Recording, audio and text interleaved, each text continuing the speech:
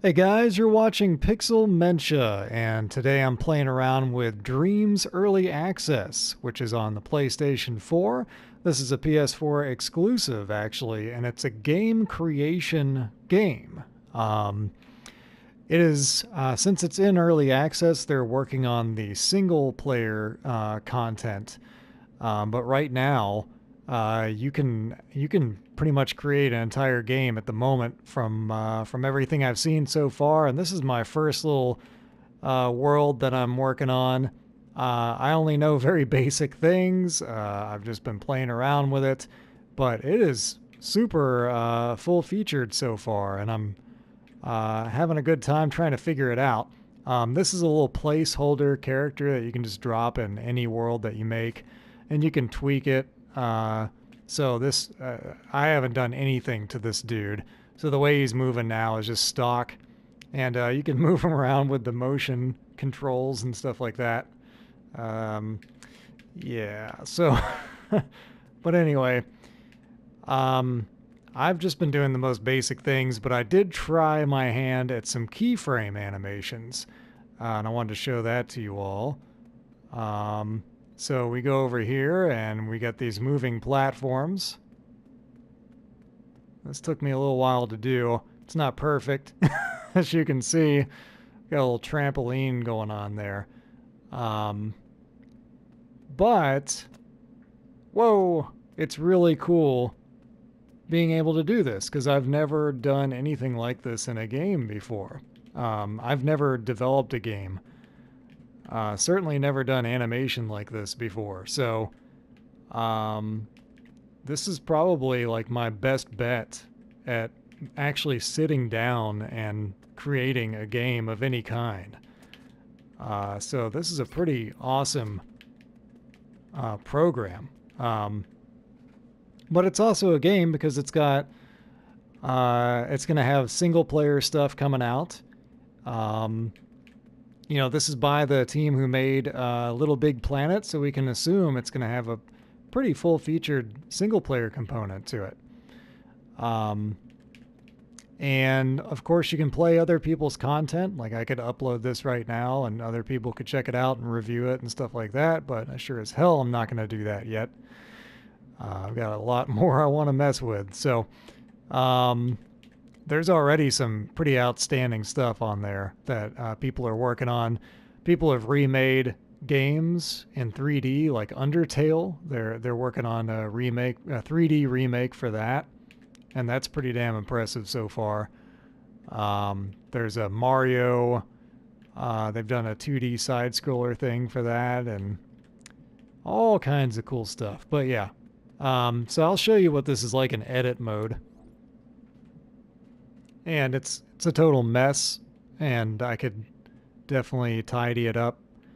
But basically, I've got keyframes over here, and then I've got my triggers over here. So each trigger, each time my character moves into the trigger zone, it triggers the keyframe that it's attached to.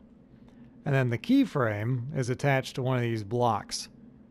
So that's totally programmable too in the way that they move. So I can adjust the speed of the block as it comes up. And they're just chilling down here, just waiting to be triggered. So it's pretty awesome. This is probably like the messiest way you could do this. So I'm learning how to tidy it up more, and there's like a timeline that you can make too, which is probably what I should have used. We could go over here and actually create a timeline. And let's see how we hop into that. So you can make an entire timeline of keyframes here, which I probably should have tried to do that instead. But yeah. So that's that part of my very tiny world here. And then over here I was messing around with the cameras. So got these little platforms over here, and if I stand here, the camera zooms out and kind of goes into a fixed perspective there. So that's pretty cool that you can do that as well. And that's pretty much the extent of the more technical things that I've done. You know, of course, there's this sculpting, which I can show you that. Say this little formation here. You can edit sculpture. And you can select a cube. And I don't know where. There it is. Okay. Now, I will say the controls are really hard to get used to on this DualShock here. I'm pretty sure it would be much easier with the Move controllers. So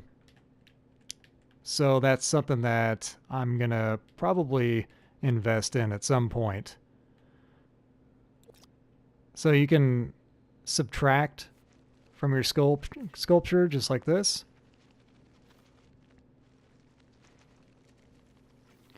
So you can make some pretty interesting stuff.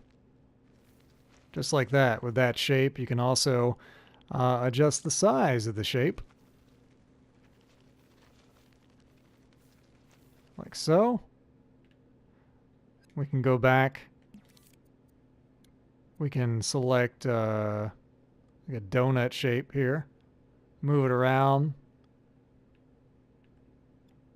And I don't know why it's still spinning. There we go. So you can use that too. Create some more round edges. I mean, you can create just about anything. And paint it, of course. Add texture work.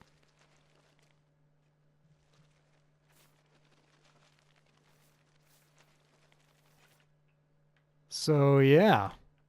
And then I can also do this. Let's see. I can grab this and then clone it and make another one up top here, like so. I can take the entire world pretty much from what I've seen and clone that too and just keep dropping a bunch of them. Of course, you can adjust lighting and all that. I've got one light here that I was playing around with. That's just pointing at this wall here. But yeah, that's pretty much all I've done. Much more to do. But it's really cool being able to do this for the first time.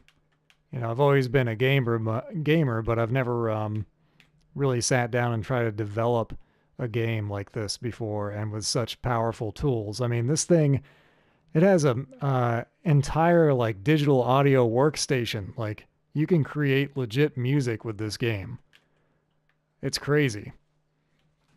So, yeah, that's about all I have to show you guys. Just trying to get some videos out there. This awesome game creation program, and it's $30 right now on PlayStation Network. If you're into, you know, creative things, if you want to try to make a game but you haven't wanted to like actually learn how to program and all that, then maybe this is for you. So I'm going to be playing around with it quite a bit. So I hope you guys have enjoyed this video. See you next time.